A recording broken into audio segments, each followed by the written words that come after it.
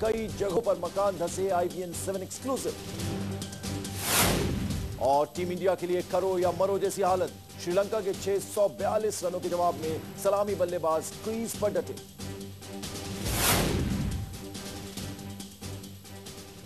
बेघरों को घटिया मकान दिए जाने का मामला सामने आने के बाद यूपी सरकार बैकफुट पर है। हालांकि सरकार ने कई जगहों पर जांच के आदेश देकर पल्ला झाड़ने की कोशिश की है, लेकिन विरोधी इस मुद्दे पर सरकार को छोड़ने के मूड में कतई नहीं है। यूपी विधानसभा का मानसून सत्र भी जल्दी ही शुरू होने वाला है। ऐसे में सरकार के लिए चिंता का कारण यह बन गया है आवास घोटाला।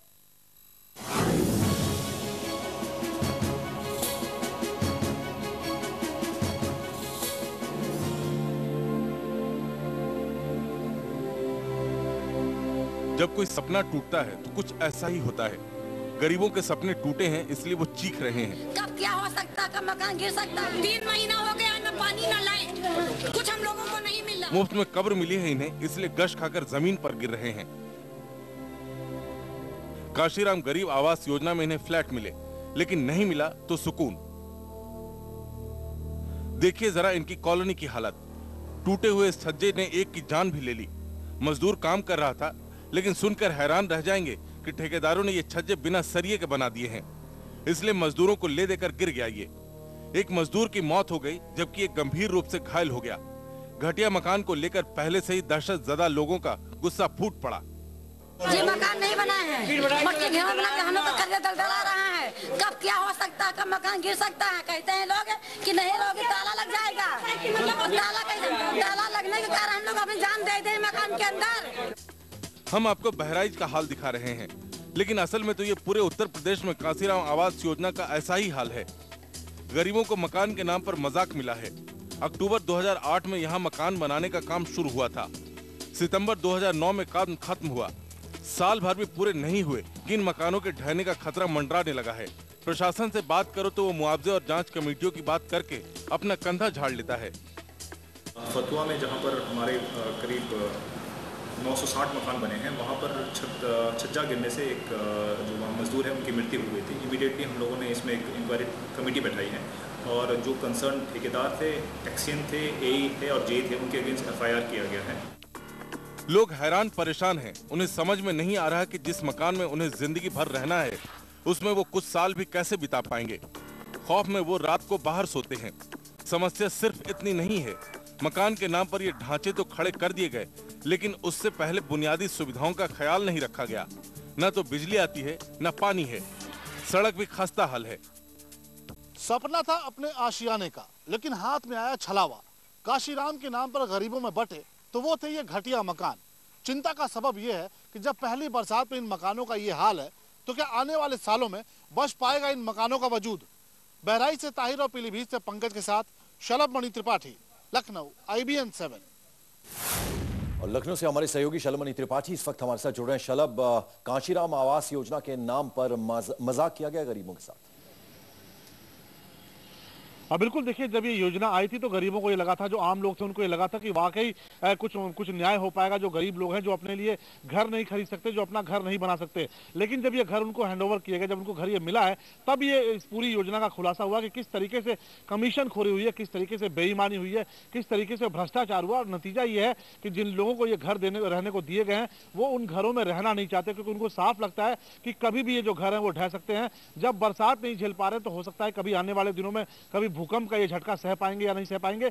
ये इस वक्त सबसे बड़ा सवाल है। और सबसे जो हैरान करने वाली बात यह कि मुख्यमंत्री जो मायावती हैं, जो BSP सुप्रीमो है, उनकी सबसे महत्वाकांक्षी योजना थी। उनका ये मानना था कि गरीबों को मकान दिए जाएंगे। मुफ्त में मकान देने के लिए जो सरकारी जमीन थी उसका इस्तेमाल किया गया और बार बार ये कहा गया कि बहुत ही अच्छी क्वालिटी के मकान बनाए जाएंगे और गरीबों को दिए जाएंगे। बावजूद इसके इसमें इस तरीके से भ्रष्टाचार हुआ है। ये सबसे ज्यादा हैरान करने वाली बात है पंकज। जी बिल्कुल। और क्राइसिस मैनेजमेंट के नाम पर अब कॉम्पनसेशन की बात की जा रही है, अब जांच कमेटी बिठा दी गई है, इस तरह की बात सामने आ रही है।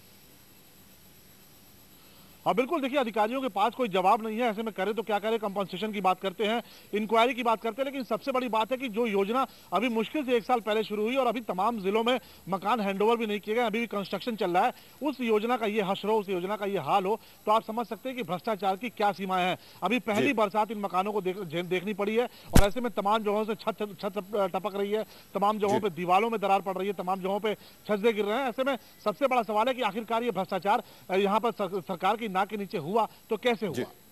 जी बिल्कुल, बने रहे आप शलभ हमारे साथ। तो 2009 में 940 के करीब मकान थे जो बनकर तैयार हुए, उनकी हालत क्या है ये आपने तस्वीरों में देखा। यूपी में बेघर गरीबों को मुफ्त में आशियाना देने की सरकार की इस महत्वाकांक्षी योजना मुफ्त में कब्र देने जैसी साबित हो रही है। घोटालों और घटिया कंस्ट्रक्शन के चलते बेघर गरीबों को दिए गए मकान पहला मानसून भी नहीं झेल पाए। पहली ही बारिश में कई जगहों से मकानों के धंसने और दीवारों में दरारें पड़ने के वाकये सामने आ चुके हैं और इन नए बने मकानों का हाल इतना ज्यादा बुरा है कि अब लोग वहां रहने को तैयार नहीं। उन्हें डर है कि मकान कभी भी जीते जागते लोगों की कब्र बन सकते हैं। ये घर नजीर है कि किस तरह से भ्रष्टाचार की भेंट चढ़ गया यूपी की ये सरकार की बड़ी योजना।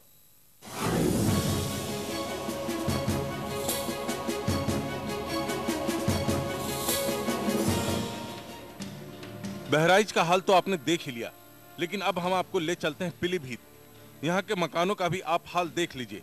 नए हैं लेकिन ऐसे हैं कि इनमें कब क्या हो जाए कोई नहीं जानता। दरअसल मायावती ने सत्ता में आते ही काशीराम गरीब आवास योजना का ऐलान किया था। अंबेडकर मेमोरियल के बाद ये यूपी सरकार का दूसरा सबसे बड़ा प्रोजेक्ट था। इसके लिए कई 100 करोड़ रुपए का बजट पास किया गया। तैयारी थी बेघर गरीबों और दलितों को काशीराम के नाम पर मुफ्त में अच्छा आशियाना देने की, लेकिन कमीशन खोरी और भ्रष्टाचार की भेंट चढ़ गया खुद बीएसपी सुप्रीमो मायावती का ये सपना। लैट्रिन बाथरूम में कोई पानी नहीं, टैंक भरा हुआ है लेकिन आता नहीं है नीचे, तो पैप टूटे में, रेते सीमेंट भरे में पाइपों में। जब रास्ता मिले पानी को, सफाई उनकी टोटियां लगे, टोटियां गायब हैं सब टैंकों की। मेरा खत्म हो गया, डायरिया हो गया, उसको बत्ती नहीं आ रही, पानी नहीं है, पानी टैंकों में पानी नहीं आ रहा है, कुछ भी नहीं है। ये बताओ क्या करें हम।